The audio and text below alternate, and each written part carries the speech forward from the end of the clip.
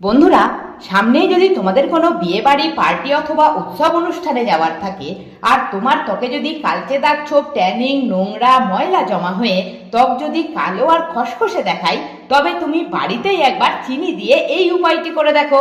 চিনি এমনভাবে ত্বকের কালো দাগ, ছোপ, ময়লা, ট্যান দূর করে, ত্বক নরম আর মসৃণ করবে, যেটা তুমি নিজে দেখেই অবাক হয়ে যাবে। ত্বকে এতটা নরম আর মসৃণ হবে, ত্বকে এতটা উজ্জ্বল গ্লো পাবে, যেটা ব্যবহার না করলে বুঝতেই পারবে না।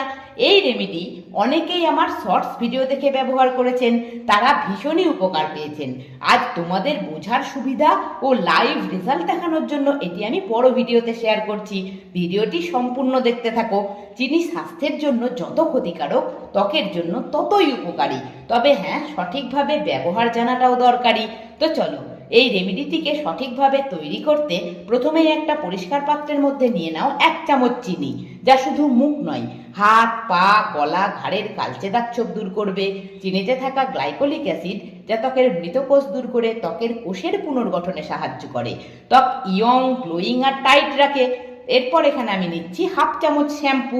তবে তোমাদের শ্যাম্পুতে কোনো রকম অসুবিধা থাকলে তোমরা এখানে যে কোনো ফেস ওয়াশ বা ডাব সাবানের গুঁড়ো 1 চামচ নিয়ে নিতে পারো। তবে যে সমস্ত উপকরণ দিয়ে শ্যাম্পু ব্যবহার করব, তাতে ত্বকের কোনো ক্ষতি তো হবেই না, বরং ত্বক থেকে যে নোংরা, ময়লা, কালচে পরত আছে সেটা দূর হয়ে যাবে। এবারে দুটিকেই আগে ভালো করে মিশিয়ে নিতে হবে।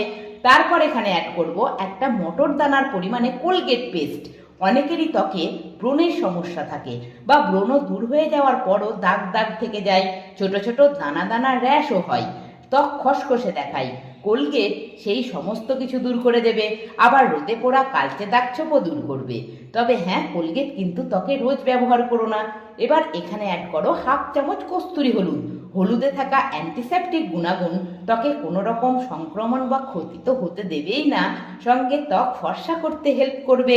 হলুদ রূপচর্চায় যুগ যুগ ধরে একটা বিরাট অংশ গ্রহণ করছে। এরই সঙ্গে নিয়ে নাও 1 চামচ লেবুর রস। এটি ত্বককে ন্যাচারালি ব্লিচ করে ত্বকের যত কালচে দাগ, ছোপ, ট্যানিং, ময়লা রয়েছে সব দূর করবে, ত্বক ফর্সা আর সতেজ করবে। তবে লেবুর রসেও যদি কারো কোনো অসুবিধা থাকে, তবে তোমরা এখানে 1 চামচ আলুর রস নিয়ে নিতে পারো। এরপর সবশেষে এখানে অ্যাড করব 4 ফোঁটা গ্লিসারিন, যা ত্বকে রুক্ষতা, শুষ্কতা দূর করে, ত্বককে ময়েশ্চারকে লক করে, ত্বক কালচে খসখসে ত্বক নরম, মসৃণ এবং টাইট রাখে। এতক্ষণ তোমাদের মনে যে ভয়টা ছিল শ্যাম্পু, লেবুর রস, কোলগেট ব্যবহার করলে ত্বক যদি ড্রাই হয়ে পড়ে, এখানে যেহেতু গ্লিসারিন দেওয়া হচ্ছে, তাই এই ভয়টা আর নিশ্চয়ই থাকবে না।